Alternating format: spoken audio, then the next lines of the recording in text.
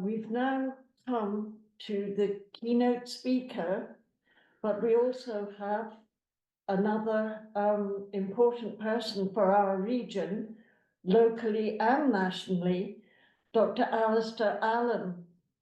I hope you're there, Alasdair, because we're welcoming you to this session, and we know you have another important guest to introduce. Tablet, Alasdair. Hallo, Martin va, agus taplet. Wil hulle dunne gama chlointjen, agus feisken. Okay. Taplet. Wel eens by bukken me in na niach hang agus a mi taliste ra geration kecht Forbes agus a less free minister on Alpa. So I'm happy to say a few words just to introduce the next speaker, who's recorded. She's not speaking to us live, but she's a very busy person. She's the Deputy First Minister in Scotland. I guess she shouldn't hear to this. Got a could you get lisha Gaelic is lit lessness gonna Gaelic gave the Hoart and Surrealtis. And it's the first time we've had anyone so high in the government with Gaelic and with responsibility for Gaelic. I just wanted to comment on a couple of things that really hit home to me in some of the presentations so far before I introduce the recording from Kate. Some of you may have seen me in the West Highland Free Press in the last couple of weeks responding slightly acidically to one or two of the things that were said in Parliament a couple of weeks ago about Gaelic. And I should say that the vast majority of people in the parliamentary debate about the Gaelic language were very supportive. One or two people said some ignorant things, and I think it is important to counter those things from time to time. Maar could you get about a gloss the stach in the Helen, gloss the stach gilios, fiche Leona dash, le bucken Gaelic no, Gaelic akam a charoi go filente. Nog na biach in the Victoria Carshon of a McGill the Gaelic. There's no expectation in this community that people moving in should have Gaelic or should learn Gaelic. Many people want, as we've heard today, and I think one of the lessons coming out of this is finding ways that we can include people and find opportunities for people to learn and to use Gaelic, and to make sure that there's a kind of ecosystem for Gaelic. And I suppose that picks up on one of the points that was made earlier on as well, which is that as a world, we've come to appreciate habitat loss and biodiversity loss. I feel very strongly that languages and culture are part of that biodiversity and that biodiversity loss. We've got 4,000 languages in the world just now. About 2,000-3,000 of them are endangered. I think the world would be a poorer place. Our cultural biodiversity would be a poorer place if we allowed that to happen. So I won't say too much more about the debate that you're having today, because you're all capable of speaking about it yourselves. But just to give a wee bit of insight into where the government bit or the parliamentary bit of this comes in. I'm your member of the Scottish Parliament, and I make use of Gaelic very often, both inside and outside Parliament, but also part of my job is to try to represent concerns that you have to government, of which I'm also a part, wearing another hat. And Kate Forbes' role, obviously, as Deputy First Minister, is an important one in its own right, but also because she's the Cabinet Secretary with responsibility for Gaelic. She has responsibility, amongst other things, as Uist referred to, for the Scottish Languages Bill. And one of the things I think that I'd like, again, picking up on a point from Uist, one of the things I hope comes out of that is the kind of understanding that you're promoting today about the connection between health and culture, and also the connection between the policy that we have for Gaelic as a language and the policy that we have for Gaelic in a community. And that can't all be done by the government's Gaelic department or by local schools or by Comann Uist Tuath. I think that especially in areas like this one, all public services have to buy in to the idea of promoting and using Gaelic. And perhaps that's the challenge that faces us as we look ahead. Certainly, Comann Uist Tuath has been doing a great deal to support the cultural well-being of North Uist. And I think that I've no idea what the Deputy First Minister has to say about all of that, other than to say that I would welcome her virtually to this meeting, and I hope also that afterwards there'll be a chance for people to comment on what she says. Achos an drast am I cwrffael digdiel gyda lesfri fynystir Kate of Arabish. Mathin va, ha mi drich na chel mi coleraif in ju. Geta ha mi doch is tel Uist Tuath a jeicher. Ha mi glei hollitje gyfel sif corym a horskol, brein ag a chol laverstakef, mi jen cusper ho cutrabach, Togail ar Guthan. Living in North Uist, there are so many things that you will know better than anybody from outside, including myself. Local knowledge is the lifeblood of our history, our heritage and our environment. And you'll also know how to raise your voice on these issues, but also the issues on which you should raise your voices, the local priorities. There will be people in your community who you know are the resident experts on every issue under the sun connected with North Uist. And their views, their sense of things, their priorities are so precious. You'll also know that oftentimes when it comes to changing things, you have to be a lot more persistent and determined than you might otherwise like to be. You will know of the issues relating to access to services, of some of the challenges around investment, and of ensuring that everybody in North Uist lives in a way that is consistent with the standard of living that we would all like to see. But whilst that might be true for every community, not least those in the Highlands and Islands, you'll also know that there are some things that are very distinctive about North Uist.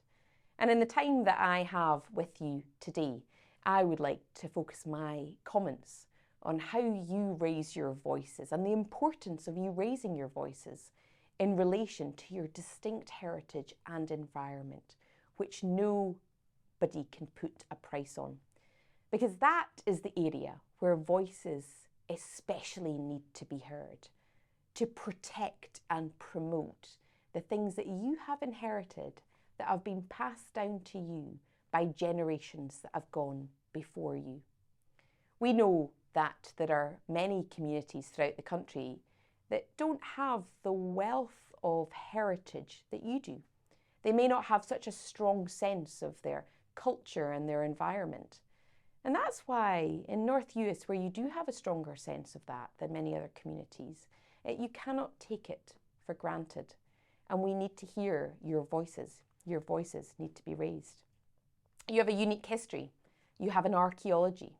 Your heritage is in the stones around you, stones which tell stories of clearance, of emigration, of conflict, which show evidence of settlement, of survival, of faith, and of learning. And we need to hear your voices tell the stories before they're forgotten. North Uist has a strong cultural life that looks back, but there's a strong cultural life that is very much about the present through song and poetry. We can be sure that wherever Gaelic songs are sung, those of Dolruach Caruna will often be included, looking to the past. But yet, more recently, we also hear international artists such as Julie Fowlis and Runrig, who also have their roots in North Uist, and whose songs are sung by many of the young today at festivals and local shows. They raise their voices in celebration of what has been handed down to them, their heritage, their cultural life, which is anchored and rooted in North Uist. But there's also heritage in our wildlife and natural environment, and Gaelic has such a strong link to all of that through the words, the vocabulary, the idioms. It's clearly a key part of your heritage, your cultural life and your environment. And to hear, though, that Gaelic is so important before it is forgotten. Bevalum kriachnachach le viagra gevel min du gevel shivshe an an Uist Tuath. Stoche geire na smo en a torge choirsnach ganele. gemaiolach dulchus. Agus cúteach gyfel ui fôr acaf awms na han dan geif sy'n úne dy hyn. Han na rydyn sy'n ule prísio. Agus biach gwyn y hwcl mynd jain. Mae irig, bi byn yn poblach údar is yn unedol agus realtas na holopa a gianw fwyr i fi y cleinsyn gwyn mwyntir eiste tue. Agus sif gan tocol as le ur canon, o'r dulchus, ur behe culturach, agus as le ur narinach, môr an taing. Tapluif, recht, agus am een kindje kun be biach gan ik doen je mijn hullerut gero les voor die winster agus doen je hele graas. So ja korm aan een draaster van dingen zijn bij kiri lemes tjach le biach no smoin zijn bij me een route en de holischen en zo wat in je Jew. Thank you very much to the Deputy First Minister there, and we've got an opportunity just now for people to come in with comments or thoughts or questions. Na hok dogu ach talk to live. Don't raise your voice despite the title of the event today. Raise your hand or your virtual hand in the usual way, and I'll happily let you in. Just a bit of housekeeping there. I think we might be running a wee bit late, not much. We'll have a 10-minute coffee break after this, and then after that, I think I'm in the chair, but I may have to demit it as I have to run off to another meeting at about 12:25. But are there people who'd like to come in and just comment on anything that they've heard so far, or got strong views about anything at all? No, vel paga the whole dunja with a cup of coffee. Fiona. Well, Gloria, is it? No, it's Mary. Mary. Mary. Sure. Tapla Kate Forbes for a really inspirational, thoughtful, considered, and all-encompassing recognition of what we're trying to do today. I felt very moved by it. I'm sure everyone sitting around me did too. And we'd really like to convey our thanks. I think we do sometimes feel like the Cinderellas here, with the funding going to Stronavag or Dalabra, and we small voluntary charities are raising our voices here with little plugs. But I think if there are other people raising their hand, the time can come in. But we'd really like to thank you too, Alasdair, for visiting us today, being with us. Your presence means a lot. Well, share bear, agus tapluif. Anyone else like to come in? Uist.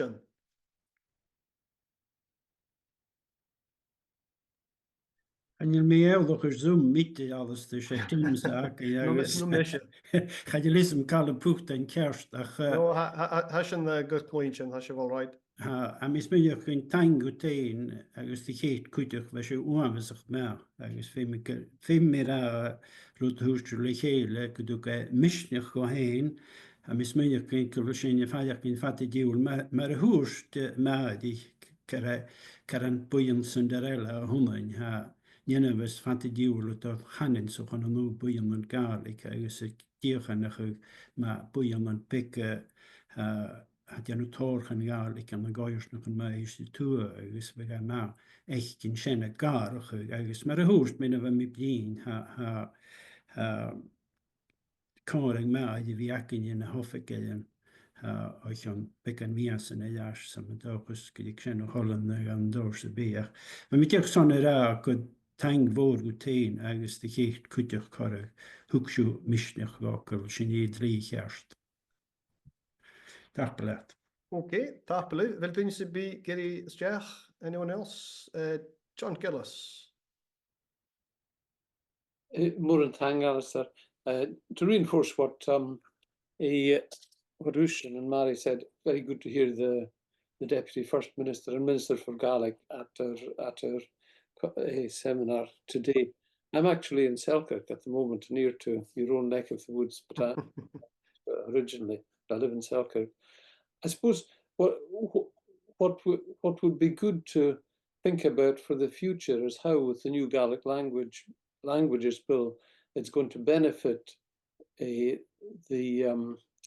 development of Gaelic in places like North Uist. We've got the outline about places of special linguistic interest, but is there some detail available on what actually is going to happen? And also the important thing, which Uist and Mary have touched on, is how this is going to be supported by the communities, both in terms of maybe administrative support, but also financial support. Thanks. Yeah, I mean, I can't speak with any authority about the content of the bill, other than to say that the idea of areas of special linguistic interest, I suppose, is developed out of the original debate there was about should there be, as I think there is in Ireland, official areas designated as official Gaeltacht. I think the word was problematic because obviously Gaeltacht can mean the whole of the Highlands, or it can mean specific types of Gaelic speaking communities. And I think the intention that lay behind it was really just to make sure that we don't have a lowest common denominator approach, so that we don't just have the level of services available in Gaelic in North Uist that the people of Shetland are prepared to put up with in Shetland, if you see my point. So the idea is that different communities will want different things and will need different things. And somewhere like North Uist clearly needs a specific type of support and a specific level of services in Gaelic that other parts of the country might not need. So I think that's at its most basic what it's about. In terms of, you know, how it would be administered, I mean, I think there's various options at, you know, at this early stage. I mean, I don't think I'm giving anything away here by saying that I think the preference would be, rather than to try and reinvent invent organizations to administer it, that there will be community organizations in existence which are capable of steering some of the policy in a community. But I suppose it's about making sure that it is Gaelic policy for a whole community, and not just for, you know, not just for schools.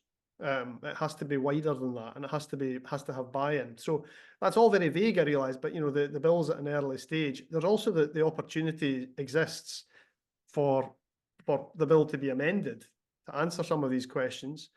I can't do that because I'm now a government minister, so I can't promote any amendments other than government ones. But I do know that there is interest amongst some MSPs in amending it to try and answer one or two of the questions that you've just raised a bit more effectively. So I'm not sure that's much of an answer, but I see Stuart Angus might be able to come in with a view on that. No, thank you. Thanks very much, Allan. Thanks.